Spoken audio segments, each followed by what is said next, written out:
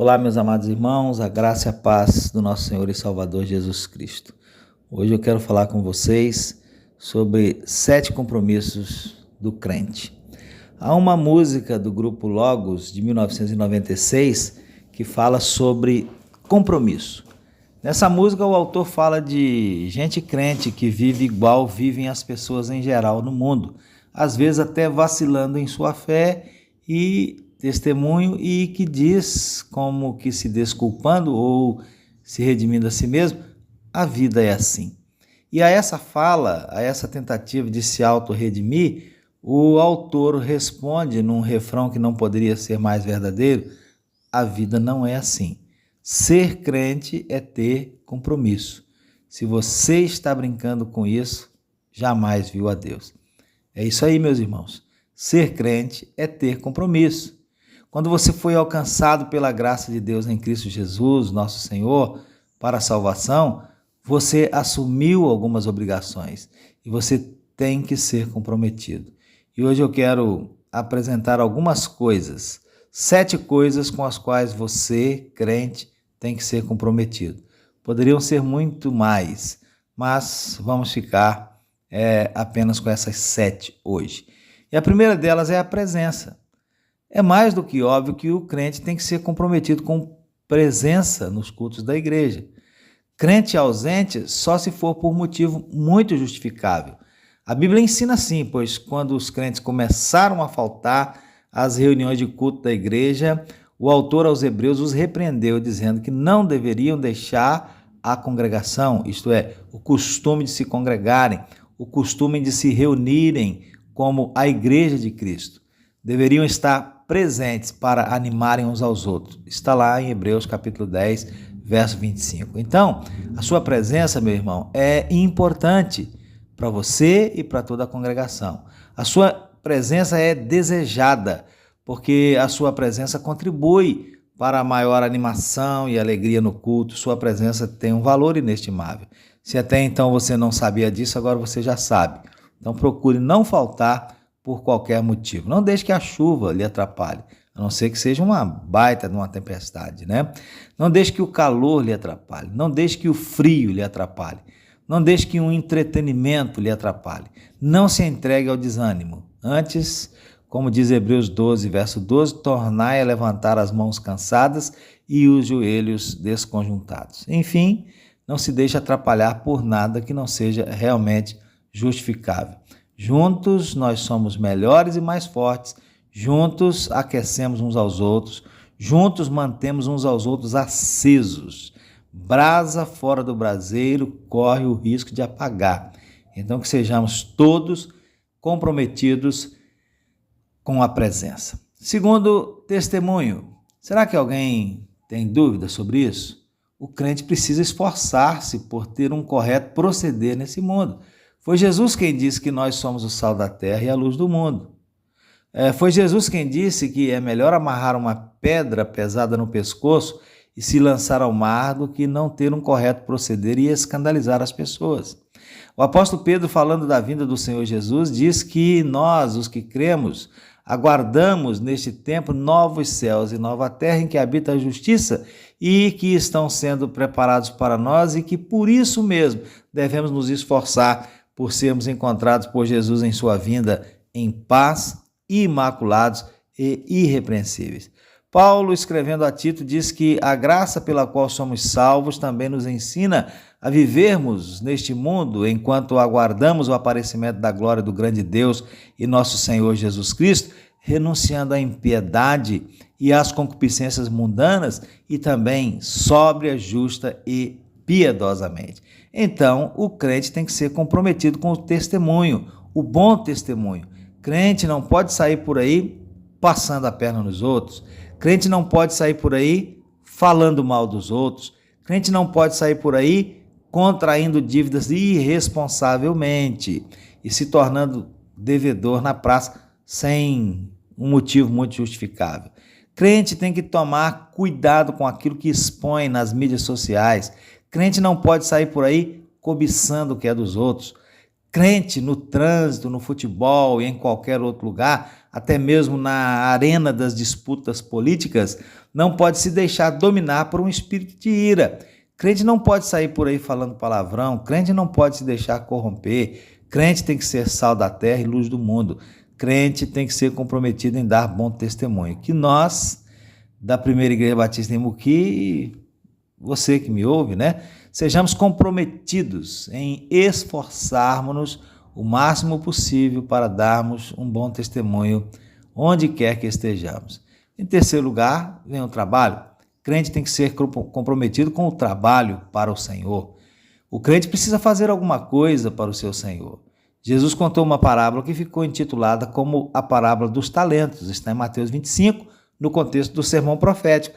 Jesus está falando sobre o reino dos céus e ele diz que o reino dos céus é como um homem que, partindo para fora de sua terra, chamou os seus servos e entregou-lhes os seus bens. A um deu 5 talentos, a outro 2, a outro 1, cada um segundo a sua capacidade. Eles deveriam trabalhar com esses talentos. O Senhor, quando voltasse, quereria ver algum lucro. Não exigiria de nenhum deles mais do que a capacidade que tinham, mas queria algum fruto do trabalho deles. 2 trabalharam e foram chamados de servo bom e fiel, mas um não trabalhou e foi chamado de servo inútil. Jesus espera que nos esforcemos no desenvolvimento de seu reino e cada crente tem que ser comprometido com isso. Então, meu irmão, o seu trabalho é importante e requerido, não só pela igreja, mas pelo próprio Jesus. Você pode levar um folheto ou um convite para alguém, não pode? Faça isso. Você pode ficar na porta da igreja recebendo bem as pessoas? Faça isso. Você pode tocar algum instrumento nos cultos da igreja? Faça isso. Você pode dirigir um pequeno grupo de estudos bíblicos em sua casa e convidar seus vizinhos e amigos? Leve ao conhecimento da igreja e faça isso. Você pode ajudar no evangelismo da igreja? Faça isso. Você pode ajudar no departamento infantil? Faça isso. Tem um evento na igreja? Ofereça sua ajuda. O que mais você sabe e pode fazer e que pode ser útil na obra do Senhor? Faça. Sejamos todos comprometidos em trabalhar assim na obra do Senhor. Em quarto lugar, vem a oração. Temos que ser comprometidos com a oração. Orai sem cessar é o que lemos em 1 Tessalonicenses 5,17. Em Lucas 18, Jesus conta uma parábola para falar sobre o dever de orar sempre e nunca esmorecer. A necessidade de o crente ser perseverante na oração é tema recorrente em todas as cartas de Paulo. Escrevendo a Timóteo, Paulo, o orienta a Timóteo, que antes de tudo, ore, inclusive pelas autoridades constituídas. E antes de tudo significa que a primeira, a mais importante e a melhor coisa a se fazer por alguém ou diante de alguma situação é orar. Então se você é crente, tem que ser comprometido em orar. Ore pela sua igreja, ore pela conversão das pessoas, ore pelos enfermos, ore pela situação do país, ore pelos nossos governantes, ore pelos missionários, ore pelos desempregados, ore pelos encarcerados, ore pelo irmão que você viu cometendo algum pecado, ore por você, ore por seus filhos, ore por seus pais, ore antes da prova, ore depois da prova, ore antes de ir à consulta médica, ore depois que sair, inclusive lembre-se de orar pelo médico, nunca esmoreça na oração. Ore sozinho, sim, em seu lugar secreto de oração, mas ore também junto com os demais irmãos. Participe dos momentos de oração da sua igreja. As mulheres, em sua reunião, fazem um momento de oração todas as terças-feiras, aqui na igreja, na nossa igreja aqui no caso, falando da Primeira Igreja Batista de Muqui, às 16 horas no templo. Tem culto de oração na congregação Betel, no caso aqui de Muqui, e na terça-feira, 19h30, toda quarta-feira na sede, toda quinta-feira na congregação em São Gabriel. Então, o crente tem que ser comprometido com oração e falar com Deus todos os dias, sem cessar. Em quinto lugar, vem a contribuição financeira. O crente tem que ser comprometido também financeiramente. Infelizmente, para se manter nesse mundo, a igreja, assim como toda e qualquer instituição, precisa de recursos financeiros. E todo membro de igreja deveria se sentir responsável pelo sustento financeiro de sua igreja. O crente tem que ser comprometido em tudo com a obra de Deus, inclusive financeiramente. Em sexto lugar, vem a palavra. Você, crente, tem que ser comprometido em conhecer a Deus através da palavra, da Bíblia. A Bíblia, a palavra de Deus, é, no que respeita ao conceito cristão acerca de Deus, a nossa única fonte de informação. O teólogo batista Langston, em seu esboço de teologia sistemática, ele diz sobre Deus que Deus é espírito pessoal, perfeitamente bom, que em santo amor cria, sustenta e dirige tudo. E esta definição envolve a natureza de Deus, ao dizer que ele é um espírito pessoal, envolve o caráter de Deus, ao dizer que ele é perfeitamente bom, envolve a relação de Deus para com o universo, ao dizer que ele cria, sustenta e dirige tudo, e envolve o motivo de Deus em suas relações para com tudo quanto existe, ao dizer que ele cria, sustenta e dirige tudo em santo amor. Ora, onde Langston aprendeu isso? A resposta é na Bíblia, na palavra de Deus. É na Bíblia também que nós aprendemos acerca de Deus, que ele é um só, mas que se manifesta em três pessoas distintas, o Pai, o Filho e o Espírito Santo. É também na Bíblia que aprendemos sobre muitos dos atributos de Deus, como, por exemplo, onipotência, onipresença, onisciência, autoexistência, autossuficiência, transcendência, infinitude e muitos outros mais. Alguém disse certa vez que a coisa mais importante que possuímos é o que, no profundo do nosso ser, pensamos sobre Deus. Então, para construirmos um pensamento correto sobre Deus, precisamos ser comprometidos em estudar a sua palavra, porque é nela que ele se revela. Sendo assim, meu irmão, não negligencie a leitura e o estudo da palavra de Deus. Faça isso sozinho, lá na sua casa, em seu lugar secreto de encontro com Deus, mas faça também reunido com outros irmãos. Participe da escola bíblica dominical, participe dos cultos de pregação da palavra. Tenha o propósito de isso fazer e não perca o foco. Assente em seu coração.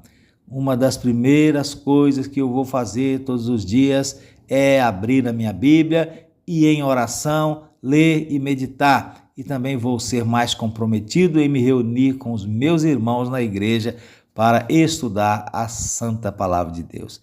E em sétimo lugar, meus irmãos, devemos ser comprometidos em buscar o reino de Deus em primeiro lugar.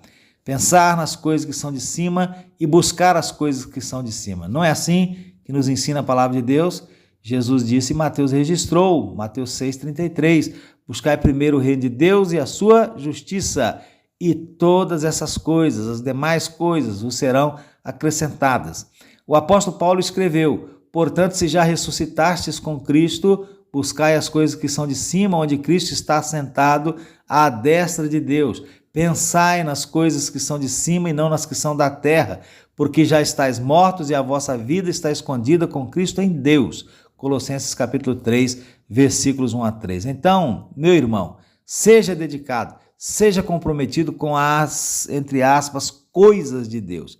E quando você, crente, é assim comprometido, isso significa que você está cuidando das coisas do Senhor. E sabe o que acontece? O Senhor cuida das suas coisas. Quando você cuida das coisas do Senhor, o Senhor cuida das suas coisas. Que bênção, né? Todas as coisas lhe serão acrescentadas. Deus está cuidando disso. E concluindo, meus irmãos, ser crente é ter compromisso. Pensamos em 7 áreas de compromisso: presença, testemunho, trabalho, oração, contribuição financeira, palavra de Deus e buscar em primeiro lugar o reino de Deus. Obviamente, há muito mais áreas em que, como crentes, devemos ser comprometidos, mas que essas sirvam para nos despertar e fazer de nós crentes comprometidos, guerreiros dedicados do Senhor, militantes fiéis no reino de nosso Senhor e Salvador Jesus Cristo. Amém? E que o Espírito de Deus aplique essa palavra ao nosso coração.